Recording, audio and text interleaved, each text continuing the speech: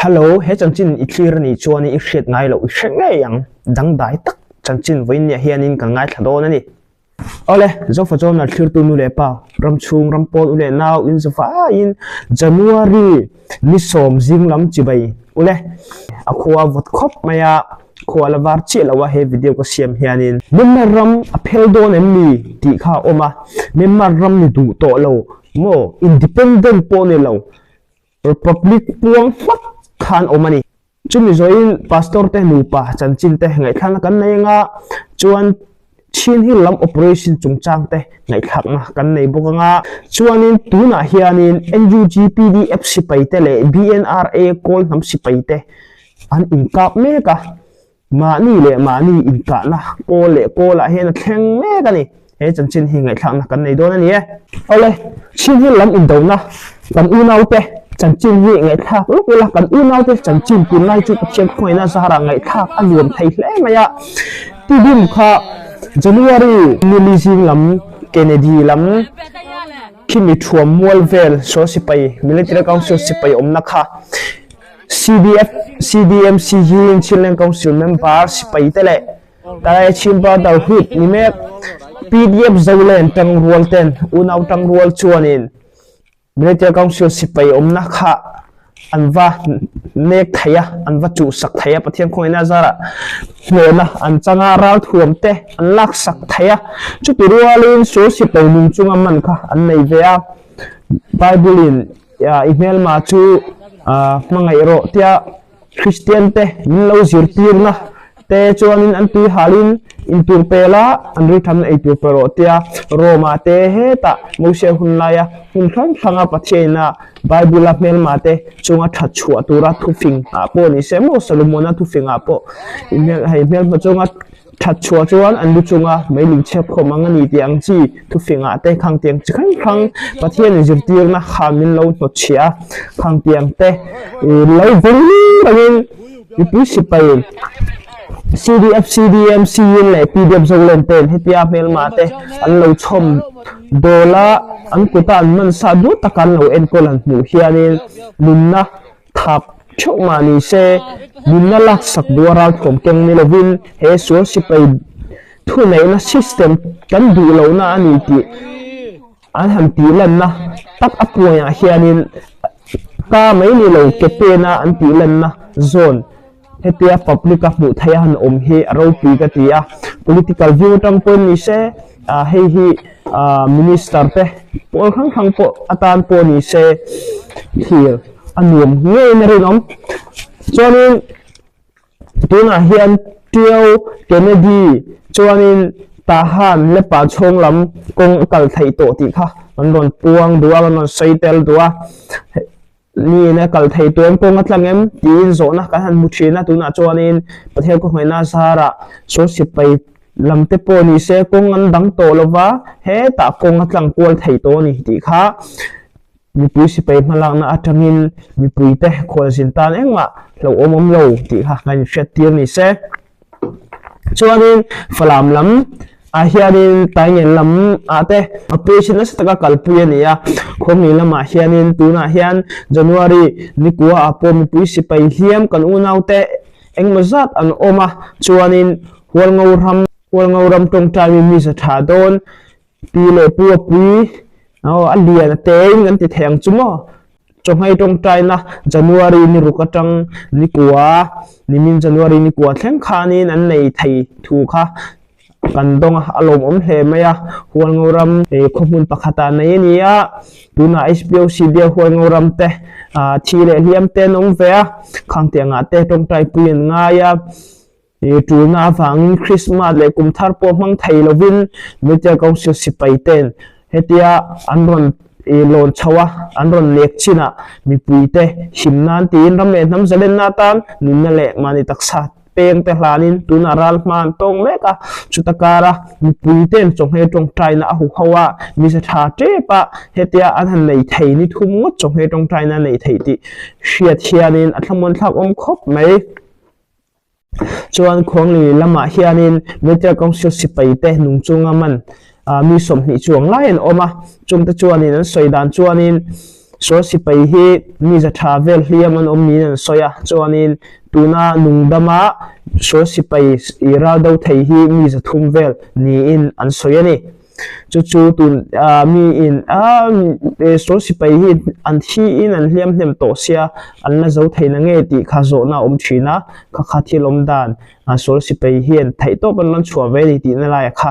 she ila chon thei to min in kana ala thleng mek zela ni chuanin halkhalam unaw te pon ngoi bik lawa ti hianin operation rak thoma mo te engkim atu kha an han kalpui ve zela pachal tha vui ngai ten vui alu sun te tikhanan hnema hliam enkol ngai te kha hun pui lama ti ang khanan ma ni lam an siam rem sawa tuna hianin chin hila hianin tidim falam le heta halkhalama in epna na satak oma inka na po thleng mek zela ni chuanin service officer pulal than moya pulal than pui te hi sang le som hi panga December ni som pakua khanin helai phailam kali atangin tiaulam don kal turin khwal zinin mo motorcycle 125 chaina bain an don kala chuanin tidim lam an ron kala chuanin tidim lam military council sipai ten an manni in kan hria chuanin falam lam kal tu military council lam operation kal ho khanin in phenna na an khoi tel ve an man tel ve an tia chuanin so sipai te hianin military council sipai ten mi civil in phennan mi engom za thleng te pon nei thu kan hria ataka kan va mulo wangin nen he thei emma kan nei lawa amai ro chu kan thudon dan le kan thu hriat dan ania tong trai pin ngai khop maya vo in January mi som thleng an labawa mi som hi pakhat vo in mi som hi pani champha thleng hian a chin hriat lo ania heta hianin tong trai pin ngai khop maya rong bol tu te ania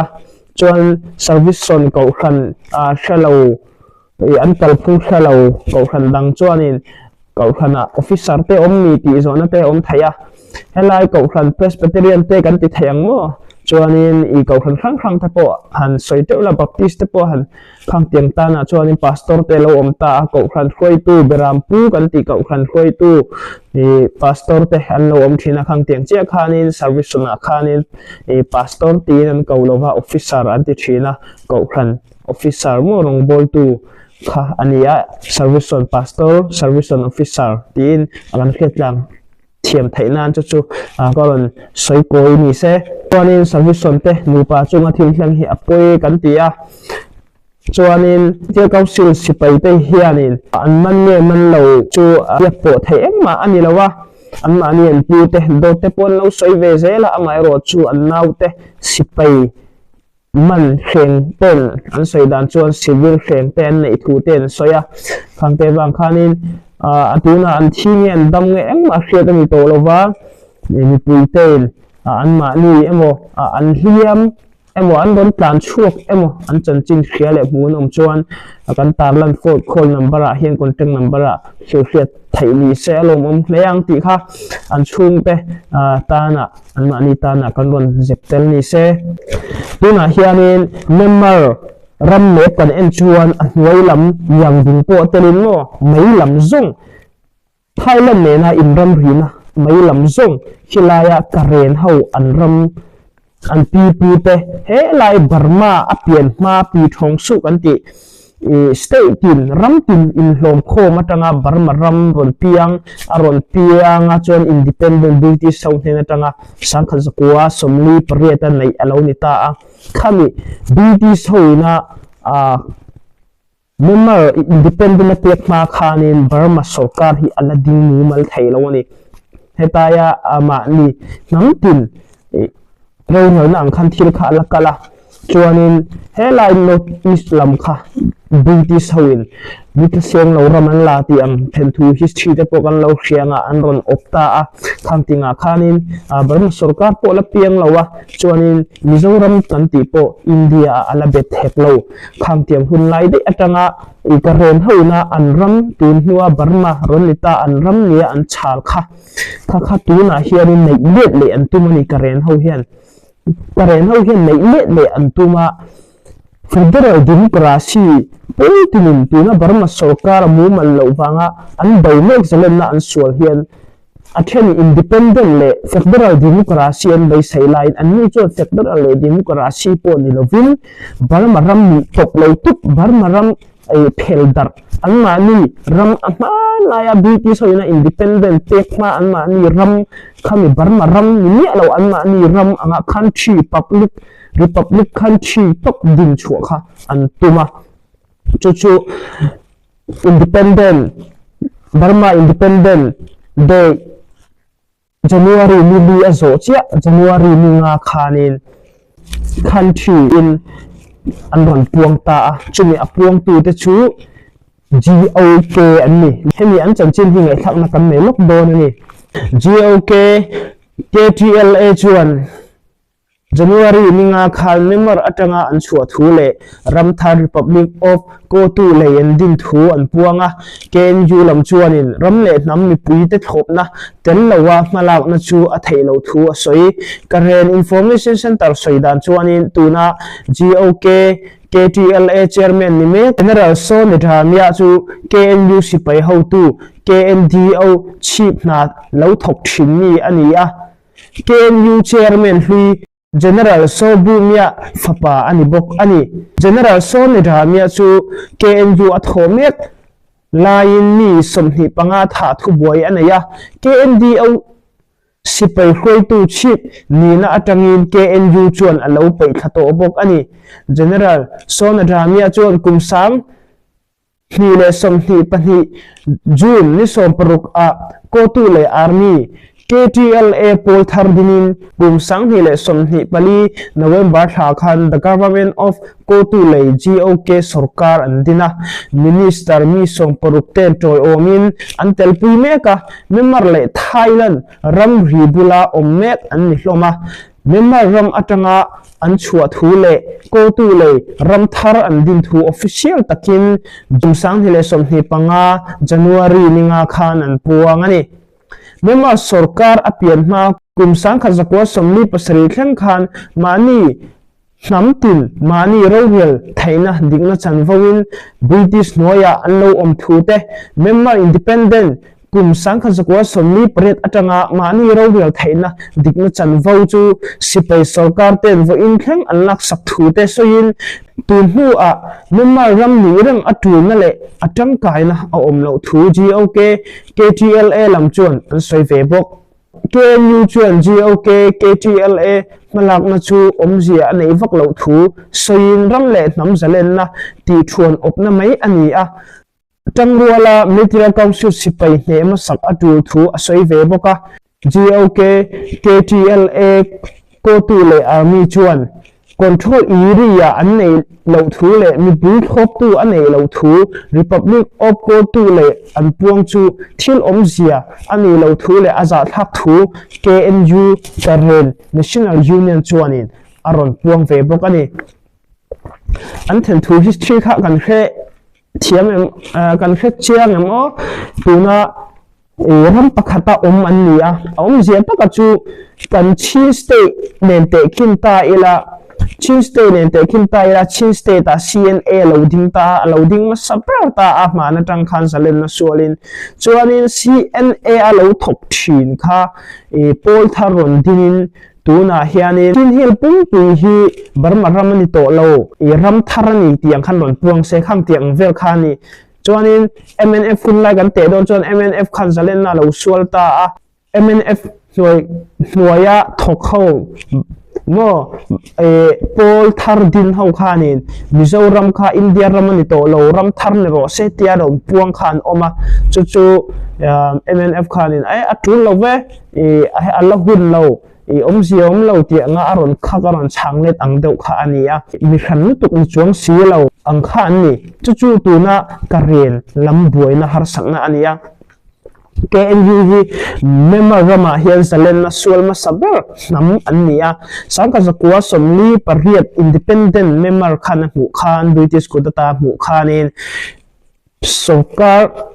Burma sarkar kha aron ding tan ta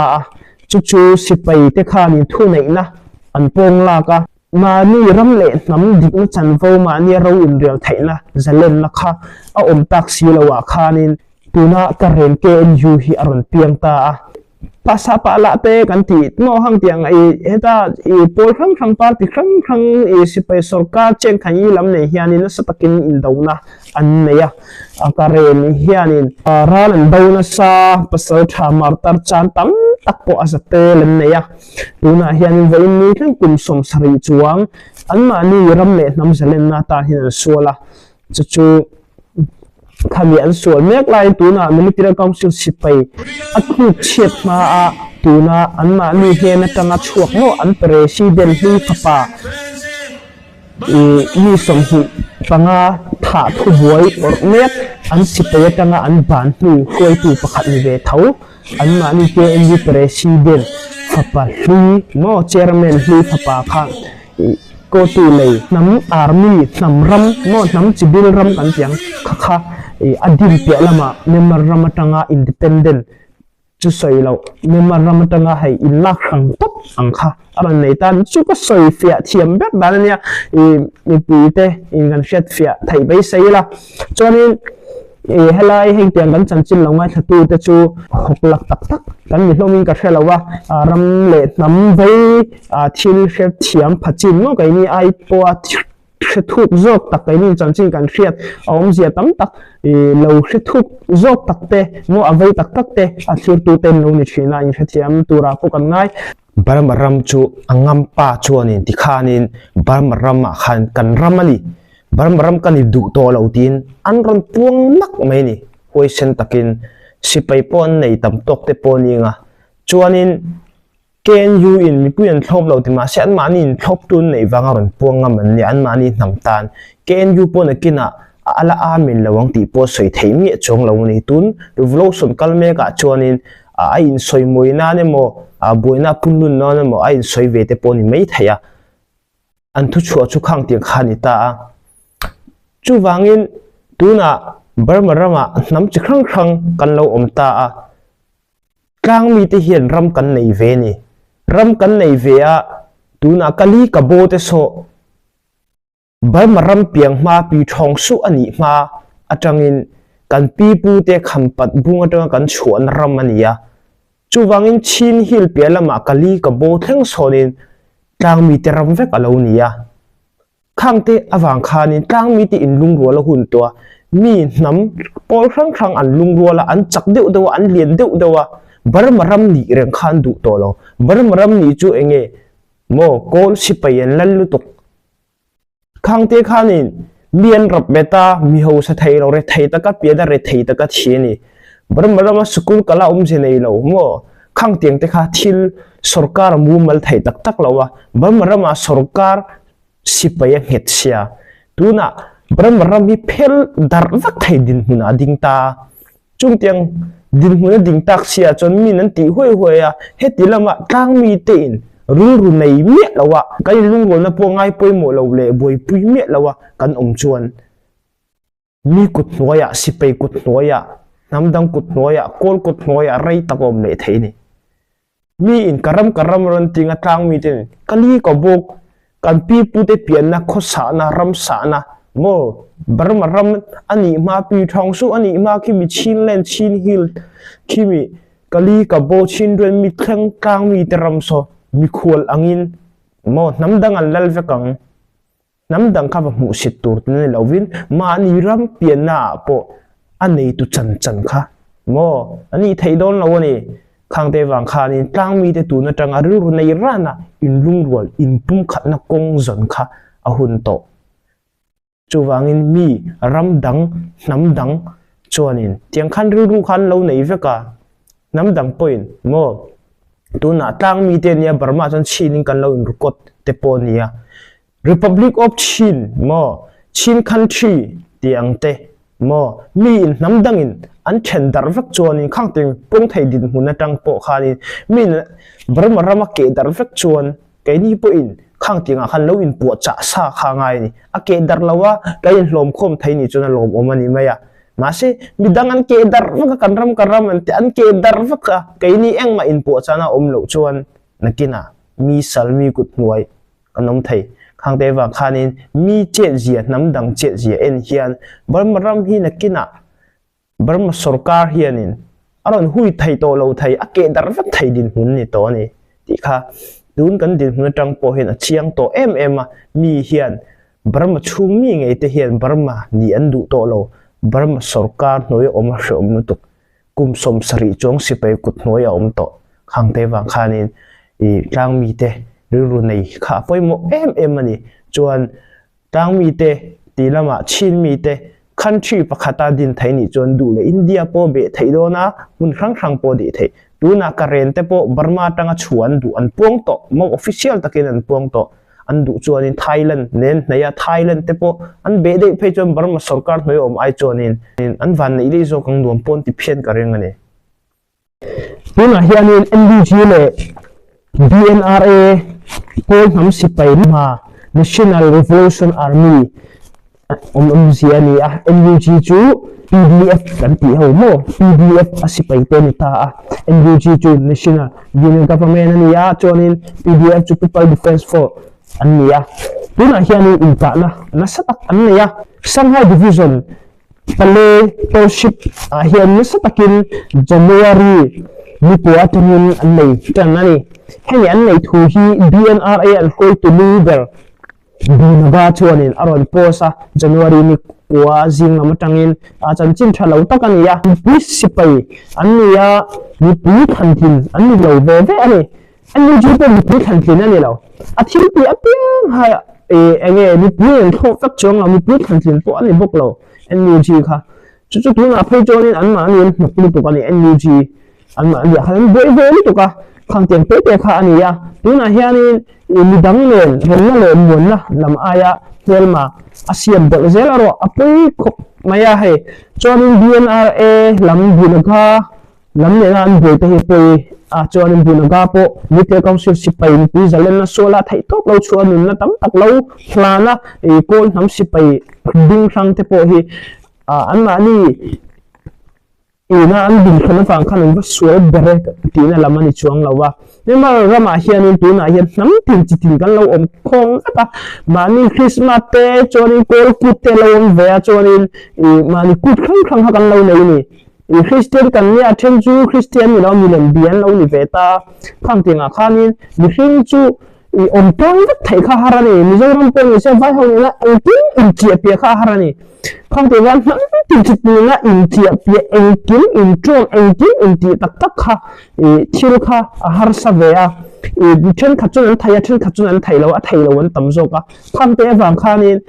mani nam khang khan an ding va ka ni tang ni po mo nam khang an ding ta va ka chu nam khang an ding wang khanin an suale an hele an role tu na lamani lawa phale tan khan tho ho na oma tho ho na tang khanin zalem na suala mani om na thewa khan so sipai khan do thina ni chu hethila po hi mu thiano na om hi poi ka ti poi khop maya BNRA binaga chuanin tori nikwa zingam khanin NUG sipai PDF ten an ka thu kha an sipai ten ka thu in ka nan nei thu kha a Facebook ama ngai naman puanga chuanin January ni ta khanin BNRA Burma National Revolution Army te hianin thu chuan ron ya chung ta chu enge ti chuanin NUG sipai PDF ten minta tuma wangin ni puite lo inding ho pale to ship bela ni puite lo inding ho film khu ho tuna hianin minta turin anun puacha me ka meeting ten na ya ai kho me ka ni tin thu chuan na ya chuan sang hile som hi pali a khanin BNRA team pakhat po NUG sipai PDF ten อันวลักสักอันวกาปินอันวดาววลักสักนี่อมตักนี่ BNRA จวนนี่ NUG สิไป PDF เต็นสังที่ในสมหิปลีคัดมินดาวมินลักสักกันเกมโปอันที่จู่ NUG สิไปกัลดาที่อดีกโลทุนไหนน่ะอันปงลากาอานายูโมอานายูเอ็งมามีปีเตยาเวนเอ็งมาที่อันไหนเราจวนนี่กันถึงนัดจันโฟกันไรมินติราเบสกะอันนั้นทุนไหนน่ะปงลักนี่ลูกอควงจีอันนั้นอควงจีจีอันทรงอันนี้อย่างจีโมอาเจียนแพอานายูทุนไหนนั่นปงลักเตียงคัน BNR ลำพังนั้นสวยเว็บกันนี่จวนนี้มีปีจุงเฮียน BNR เฮียนเอ็งมานัดตีนัดเล่มีปีเต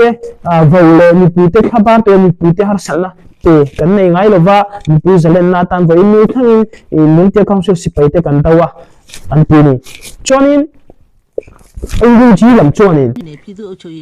BBC ลำหาคานินขมิปเลอันนั้นนี่ช่วยจีบขัด PDF ลำ NUG ลำถกคานินเฮียนะโซยอันนี้จวนนี่ BNR เฮียนี่มีปีจุงอ่ะเชียอะไรนั่นสัมตุกะจูบางินกันวัคซีนทีน่าเสียลบะเสียลบางินเงี้ยกันกับตานี่จวนนี่กันกับตานี่จวนอันเราถ่วงเทโปลักสักกันเลยอาทิตย์จะตัดชูBNR ชัวร์ข้าดิบตีน่านี่มีกับตัวมา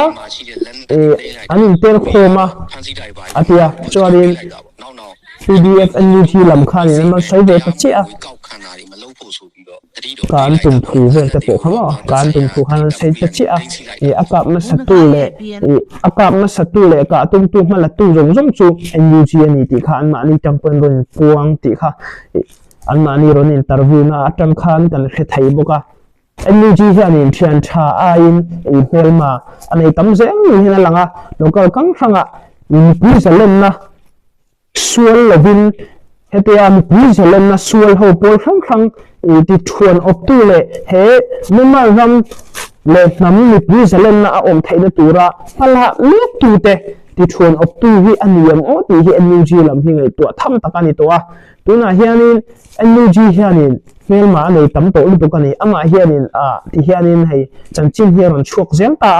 NUG เฮียนี่มิเตคังสุสิไปที่ดาวลุตุมักโตเราเฮียนี่น่ะเฮียนี่มิเตคังสุสิไปดาวโปครั้งแต่ในเฮียนหาสันนับบุญนะตั้มอันสิไปเต็นเนี่ยให้ที่เอ็มฟังเนี่ยว่าอินนี่ทั้งเฮียนอินลิงวนนั่นลำ NUG เฮียนกัลปุยไทยเราตีนั่นแหละเฮียนี่น่ะมิเตคังสุสิไปเตเนี่ยเราเคยเราเอ็มตาเสียเองกินในที่เรลชัดโซยชัดดีชัดนักไทยเนี่ยจึงมิเตคังสุสิไปอันเรามาเฮติยาดาวเตะอันนั้นนี่เป็นมันเป็นบวยตาขัดจูอภัยครบไหมอ่ะเอ็งอภัยจนนี่เสกโกลเบเวอันนี้อ่ะอันนี้ปนลุงรัวบิ๊กแล้ววะทางมีลุงรัวเหล่าอันขันอันนี้ปนลุงรัวเหล่าวะนี่คำเตะค่ะอันนี้เวีย CBC USA นี่เขาดิพาร์ตเมนต์ลำชวนิน January นี่ปัวขานิน India Ram Mizoram State Central West เนี่ยนะวิเราดูนะสุ่มไฟเจียงหน่วยสมอินเดียไปสายเจียงหน่วยสมมันนั่นถูกค่ะจันจินโดนนั่นยาเราปุยกันที่ยา CBC แต่ที่เองนี่เงี้ยนี่ที่ชวนินนมารัม US ตากลางนี่แต่กันกลางนี่แต่อันนี้ยาชิมบัพติสชาร์ชอันนี้ยาชวนินอันนี้เก่าขันฮีเก่าขันรำดังโคมาชวนินอินฟินคอมเมียนเวตักอันนี้ยาอันฝักเอ็มรำเล่น้ำจะเล่นนาตันเฮียนินไทยตบชัวชินตุเล่อากาขันนิ่งเล่อากาขันปุ่มหัวปัวจำปุยนะรำเล่น้ำตานะลวงชัวเขะเราเกาขันรงบอลนะรำเล่น้ำไว้ฝักตักอันนี้เกาขันเมมบาร์ฮีมีสิ่งทุ่มสังชาเวลมีอินกันเสียจวนนี้นี่มารำปุยเตะมังอังมิโซรำอุณเอาเตนะไทยตบชัวอันเราบวยปุยอาเทนอาไว้เราอาเขเราจวนนี้เงี้ยเราจำปีวักตะกอนเราเตียงอามาเอโรจู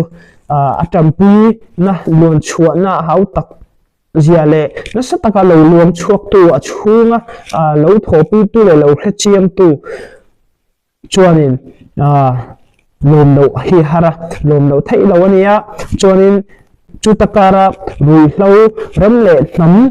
ำจีมเราไทยนั่นตัวเรารุยเราตดมาในจังมาเอ็นมีสวกสวลเตนะ heti aram le nam min chim rol nana min khai mek tu heng tiang ang kho heng tiang ang do nana central wem etel malang na an ya chung malang na tu la man tu volunteer te na tu ne mo khoya man tu la mar u nau te cbc lamten hetia thei to ban non vaya tampuna non long chop thei he ro pui tak zet ani ti khang an chan chin don pakhat ko ani ya hei thil hi taman vengi hianin a thain ka hria phante ha kan chan chin kon non pol thei te ani a atan tira tanga top thanga milo thil sakawangin kan lo me chan chin le ta ka te kain mudon ani